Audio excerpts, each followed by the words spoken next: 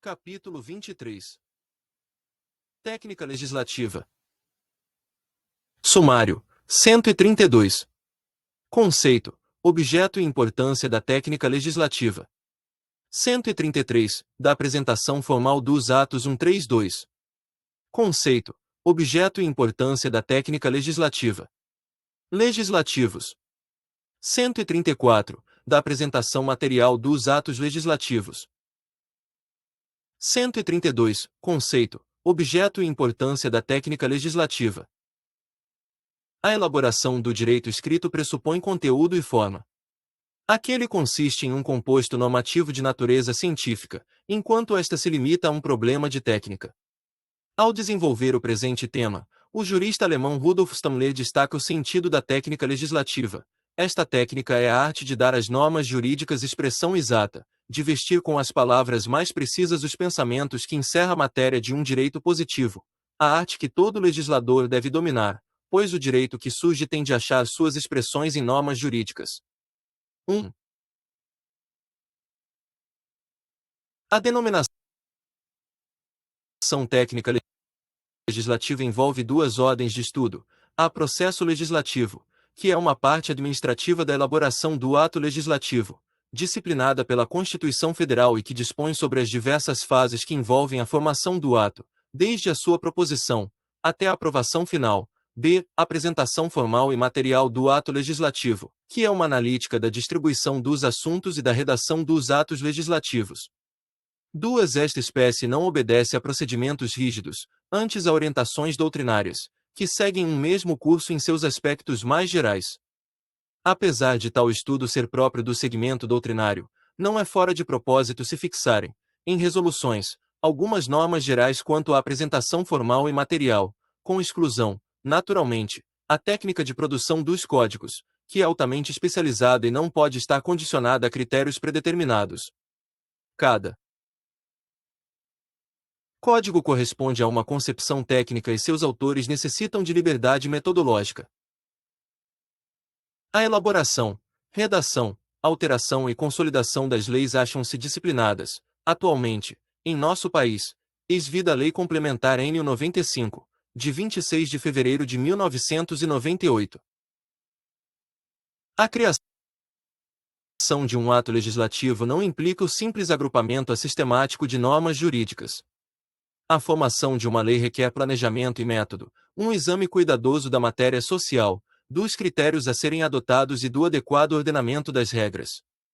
O ato legislativo deve ser um todo harmônico e eficiente, a fim de proporcionar o máximo de fins com o mínimo de meios, como orienta a doutrina. Este capítulo tem por objeto de análise apenas a apresentação formal e material do ato legislativo, porquanto a parte relativa ao processo legislativo é examinada no estudo sobre a lei.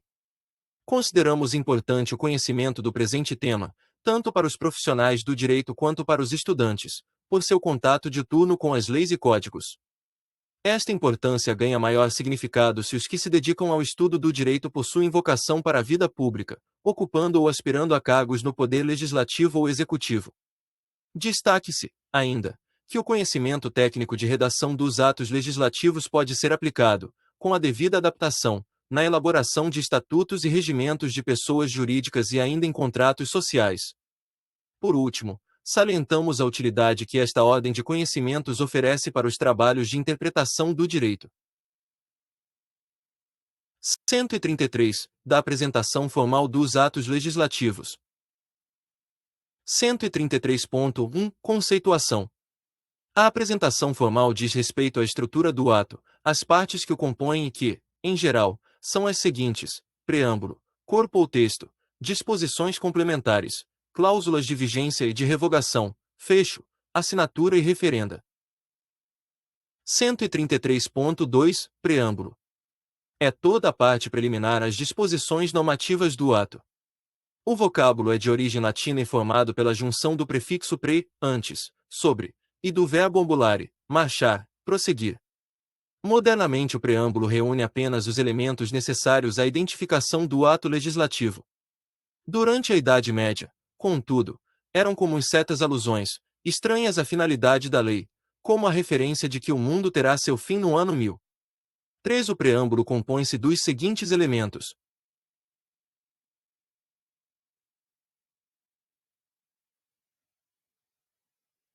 133.2.1 Epígrafe. Do grego epigrafeus, o vocábulo é formado por ep, sobre, e grafo, escrever, e significa escrever sobre. É a primeira parte de um ato legislativo e contém a indicação da espécie ou natureza do ato, lei, medida provisória, decreto, o seu número de ordem e a data em que foi assinado. Exemplo: Lei N. 11.419, de 19 de dezembro de 2006. A numeração não tem limite prefixado, mas a sua renovação é recomendável quando atinge um ponto elevado. Em nosso país, no período de 1808 a 1833, como observa Ézio Fernandes Pinheiro, os atos legislativos não foram numerados.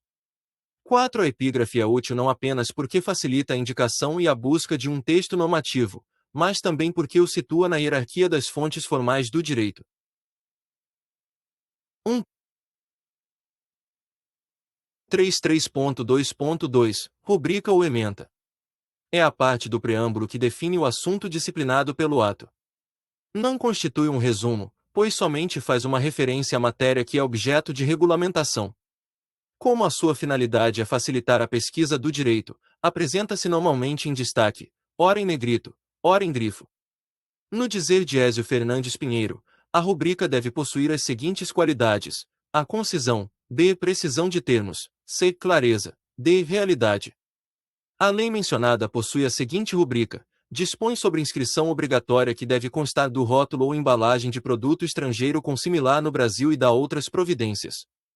Quando a rubrica menciona e dá outras providências, como no exemplo citado, é indispensável que o assunto não explicitado se relacione com o referido. Se a rubrica favorece os trabalhos de seleção do direito positivo, por que classifica-os? Assuntos. Pode levar o pesquisador menos atento a inobservar algumas disposições contidas no ato e que não são abrangidas por essa parte do preâmbulo. Isto é comum de ocorrer em relação às normas atópicas ou heterotópicas, que pertencem a um ramo jurídico diverso do que é tratado pelo ato legislativo. O enunciado da rubrica, em alguns casos, é útil inclusive para fins de interpretação, contudo, orienta Carlos Maximiliano, o argumento a rubrica é apenas de ordem subsidiária. 5. Quando a rubrica faz menção apenas a dispositivos de lei, sem qualquer alusão à matéria, transforma-se em elemento ornamental, pois não simplifica a tarefa do pesquisador. Exemplo: altera a linha I do item 3º do artigo 13 da Lei Nº 4.452, de 5 de novembro de 1964, DEC, Lei Nº 1681, de 7 de maio de 79. O conjunto formado pela epígrafe rubrica denomina-se título do ato legislativo.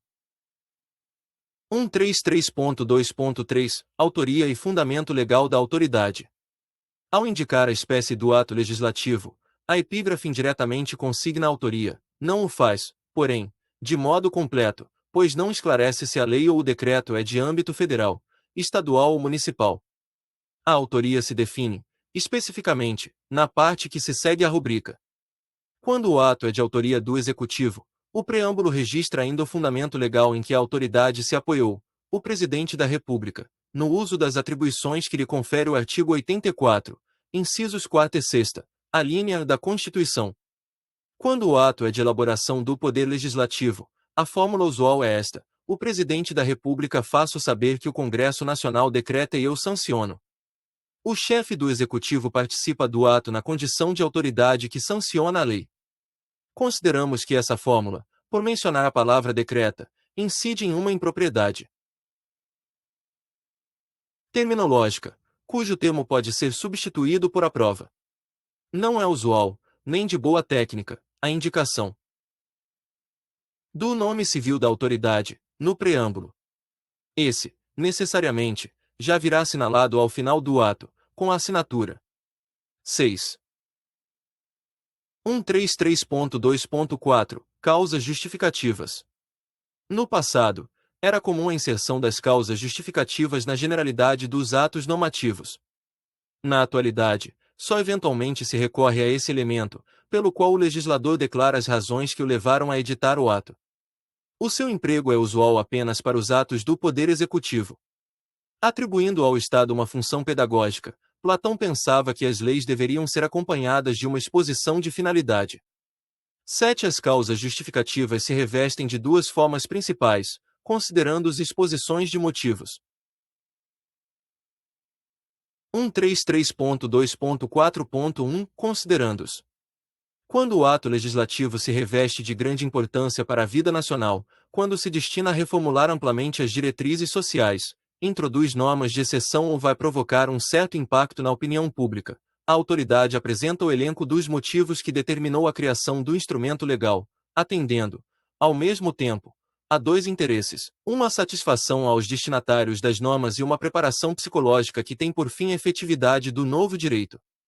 Para exemplificar, transcrevemos as justificativas que acompanharam o Decreto-Lei nº 1098, de 25 de março de 1970, que alterou os limites do mar territorial do Brasil para 200 milhas marítimas de largura, considerando que o interesse especial do Estado costeiro na manutenção da produtividade dos recursos vivos das zonas marítimas adjacentes a seu litoral é reconhecido pelo direito internacional, que tal interesse só pode ser eficazmente protegido pelo exercício da soberania inerente ao conceito do mar territorial, que cada Estado tem competência para fixar seu mar territorial dentro de limites razoáveis atendendo a fatores geográficos e biológicos assim como as necessidades de sua população e sua segurança e defesa. Tais causas justificativas acompanharam o texto do Decreto-Lei, em face do significado deste para a economia e a segurança do país. 133.2.4.2 Exposição de motivos. Esta é outra modalidade de justificação de atos legislativos, privativa, contudo, das codificações. É uma peça ampla, analítica, que não se limita a referências fáticas ou a informações jurídicas. É elaborada, na realidade, pelos próprios autores de anteprojetos de códigos. Nela são indicadas as inovações incorporadas ao texto e suas fontes inspiradoras, as teorias consagradas e as referências necessárias ao direito comparado. Na prática, a exposição de motivos leva a chancela do Ministro da Justiça e é dirigida ao Presidente da República. Este, ao encaminhar a proposta de novo código, já sob a forma de projeto, para o Poder Legislativo, envia também a exposição de motivos respectiva, que constitui, via de regra, um repositório de lições jurídicas. 133.2.5 Ordem de execução ou mandado de cumprimento. É a parte que encerra o preâmbulo e se identifica por uma fórmula imperativa, determinando o cumprimento do conjunto normativo a seguir apresentado. Nos atos executivos vem expressa, normalmente, em uma palavra impositiva: decreta, resolve, determina, enquanto nas leis geralmente se consubstancia nos termos faço saber, o Congresso Nacional decreta e eu sanciono, com a qual se ordena a execução do novo ato. 133.2.6 Valor do preâmbulo. O fundamental em um texto legislativo é o conjunto de normas de controle social que apresenta. O preâmbulo, parte não normativa do ato, possui uma importância apenas relativa. Para alguns fins, é essencial, quanto a outros, manifesta-se de efeito apenas indicativo. Na hipótese de conflito de disposições, decorrente de atos distintos, é indispensável verificar-se, na epígrafe de cada um, a espécie a que pertencem a fim de se definir a primazia com base na hierarquia das fontes criadoras do direito. Na hipótese de igualdade hierárquica, a data constante na epígrafe irá resolver o conflito em favor da norma mais recente. Outro aspecto positivo que oferece é concernente à interpretação do direito. Tanto a rubrica quanto as causas justificativas podem irradiar algumas luzes à compreensão do sentido e alcance das normas jurídicas criadas. 133.3 Corpo ou texto. Esta é a parte substancial do ato, onde se concentram as normas reitoras do convívio social. O raciocínio jurídico, aplicado ao texto, articula-se em função desse compartimento vital. O preâmbulo e as demais partes que integram o ato têm a sua esquematização a serviço desse complexo dinâmico de fatos, valores e normas. 133.4 Disposições complementares. Quando o ato legislativo é extenso e a matéria disciplinada comporta divisões, como ocorre em relação aos códigos, são destinados capítulos especiais para as disposições complementares, que contêm orientações diversas necessárias à aplicação do novo texto normativo. Tais disposições se dividem em preliminares, gerais ou finais e transitórias. 133.4.1 Disposições preliminares. Como a denominação indica, estas disposições antecedem as regras principais e têm a finalidade de fornecer esclarecimentos prévios, como o da localização da lei no tempo e no espaço, os objetivos do ato legislativo, definições de alguns termos e outras distinções básicas. Esse conjunto de diretivas não dispõe de maneira imediata sobre o objeto do ato nem atende diretamente às suas finalidades. Funciona como instrumento ou meio para que o ato possa entrar em execução. As disposições preliminares são próprias das legislações modernas, que possuem organicidade, em que as normas jurídicas não se relacionam em simples adição, mas se interpenetram e se complementam. Há uma corrente doutrinária que julga imprópria a inclusão de disposições preliminares em códigos, porque prejudicam a estética, atentam contra a elegantia juris. Para se evitar a inserção de títulos preliminares nos códigos, o legislador possui a alternativa de editar, em conjunto com o código, uma lei anexa de introdução. Este foi o critério adotado na elaboração do Código Civil Brasileiro, de 1916. A Lei de Introdução às Normas do Direito Brasileiro, anteriormente denominada Lei de Introdução ao Código Civil, constitui, na realidade, um conjunto de disposições preliminares à aplicação do sistema jurídico vigente em nosso país. 133.4.2 Disposições gerais e finais. Enquanto as disposições preliminares não se referem diretamente aos fatos regulados pelo ato legislativo, mas sobre eles têm apenas uma influência indireta. As disposições gerais e as finais vinculam-se diretamente às questões materiais da lei. Nos atos mais extensos, que se dividem em títulos, capítulos e seções, pode ocorrer a necessidade de se estabelecerem normas ou princípios gerais de interesse apenas de uma dessas partes, hipótese em que as disposições gerais devem figurar logo após a parte a que se referem. Quando essas normas são aplicáveis a todo o texto, a sua colocação deve ser ao final do ato, sob a denominação de disposições finais. 133.4.3 Disposições transitórias. Como seu nome revela, estas disposições contêm normas reguladoras de situações passageiras. Em face da transitoriedade da matéria disciplinada, tais disposições, uma vez cumpridas, perdem a sua finalidade, não podendo assim figurar no corpo da lei, mas em separado, ao final do ato. As disposições transitórias resolvem o problema de situações antigas, que ficam pendentes diante da nova regulamentação jurídica. 133.5 Cláusulas de vigência e de revogação. O encerramento do ato legislativo compõe-se das cláusulas de vigência e de revogação. A primeira consiste na referência à data em que o ato se tornará obrigatório. Normalmente entra em vigor na data de sua publicação, hipótese em que o legislador adota a fórmula esta lei entrará em vigor na data de sua publicação. Quando os atos legislativos são extensos e complexos, como ocorre com os códigos, é indispensável a vacatio legis, ou seja, o intervalo que medeia entre a data da publicação e o início de vigência. Esta cláusula, contudo, não é essencial, de vez que o artigo 1 da Lei de Introdução às Normas do Direito Brasileiro apresenta uma regra de caráter geral, que prevalece sempre na falta da cláusula de vigência, vê item 135. A cláusula de revogação consiste na referência que a lei faz aos atos legislativos que perderão a sua vigência. Como a anterior, esta cláusula também não é essencial, pois o 1 do artigo 2 da citada Lei de Introdução já prevê os critérios para revogação de leis. Pelo referido dispositivo, a lei posterior revoga a anterior quando expressamente o declare, quando seja com ela incompatível ou quando regule inteiramente a matéria de que tratava a lei anterior. Assim, tal cláusula se revela inteiramente desnecessária quando vem expressa pela conhecida fórmula ficam revogadas as disposições em contrário. Esta cláusula somente se justifica quando impõe a revogação de uma lei que permaneceria em vigor na falta de uma revogação expressa. A situação se revela mais estranha quando o legislador, após se referir expressamente à revogação de alguns atos legislativos que entram em conflito com a nova lei, acrescenta, e outras disposições em contrário. Este apêndice à cláusula de revogação, já desnecessário em face do que dispõe a lei de introdução, é um atestado de insegurança do legislador quanto às leis atingidas pelo novo ato. Finalmente, a observação de que as cláusulas de vigência e de revogação podem apresentar-se em artigos distintos ou englobados em um somente.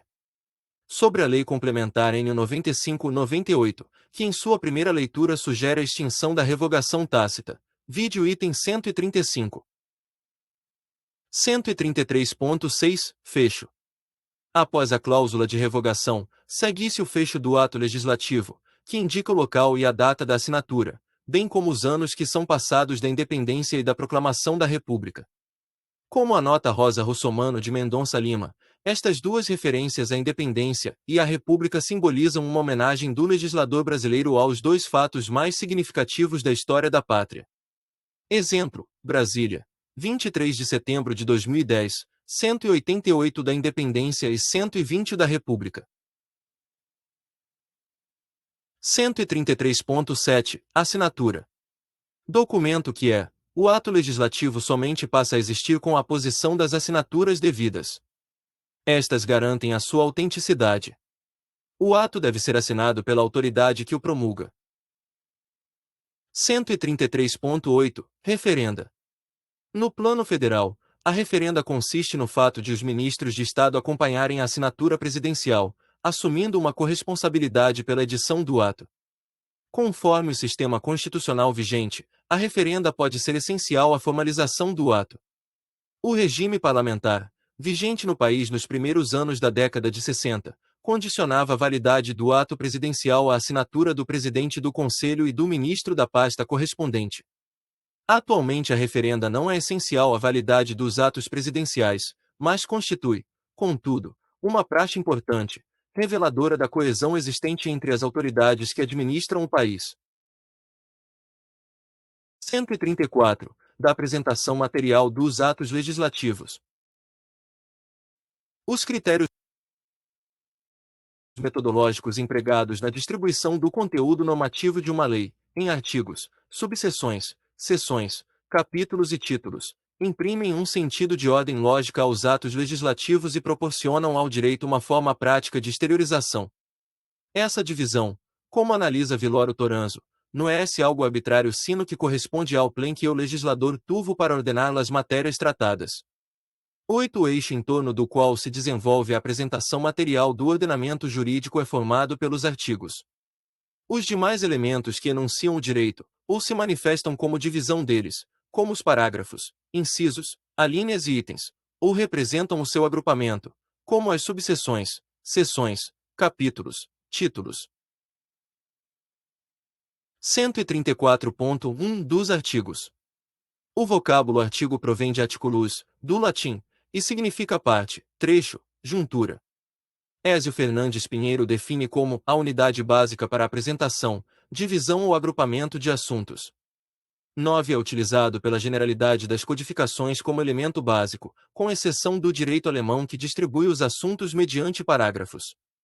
Os artigos devem ser numerados, observando-se a seguinte orientação: a. Os 9 primeiros pela sequência ordinal, artigo 1, artigo 2. O artigo 9, b. Os que se seguem ao artigo 9, pelos números cardinais, artigo 10, artigo 11. Quando o artigo é dividido em parágrafos ou outros recursos técnicos, denomina-se caput a parte anterior ao desdobramento. Entre as principais regras que devem orientar a elaboração dos artigos, consoante assentamento doutrinário, temos: a. Os artigos não devem apresentar mais do que um assunto, limitando-se assim a enunciar uma regra jurídica. Exemplos: artigo 70 do Código Civil de 2002, o domicílio civil da pessoa natural é o lugar onde ela estabelece a sua residência com ânimo definitivo. Artigo 129 da Consolidação das Leis do Trabalho, todo empregado terá direito anualmente ao gozo de um período de férias, sem prejuízo da remuneração. b. No artigo deve figurar apenas a regra geral, enquanto as exceções ou especificações devem ser definidas pelos parágrafos, incisos, alíneas ou itens. Exemplo: art. 1543 do Código Civil de 2002, o casamento celebrado no Brasil prova-se pela certidão do registro. Parágrafo único. Justificada a falta ou perda do registro civil, é admissível qualquer outra espécie de prova.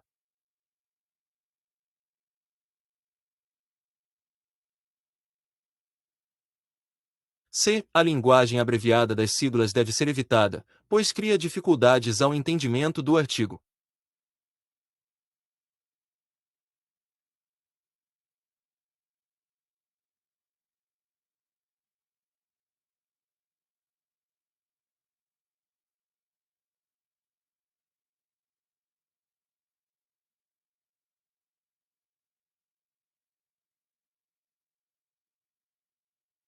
Artigo. Contudo, as siglas de uso corrente, como SUS, PIS, FGTS, podem ser aplicadas sem qualquer restrição, pois o que representam é de conhecimento de todos. D. Como fonte de conhecimento do direito, o artigo deve ser redigido de forma inteligível, ao alcance de seus destinatários. A sua linguagem deve ser simples, clara e concisa. Tal não exclui, porém, o uso de termos específicos do direito, que devem ser empregados de acordo com a necessidade e o devido cuidado, para não se incidir no tecnicismo jurídico.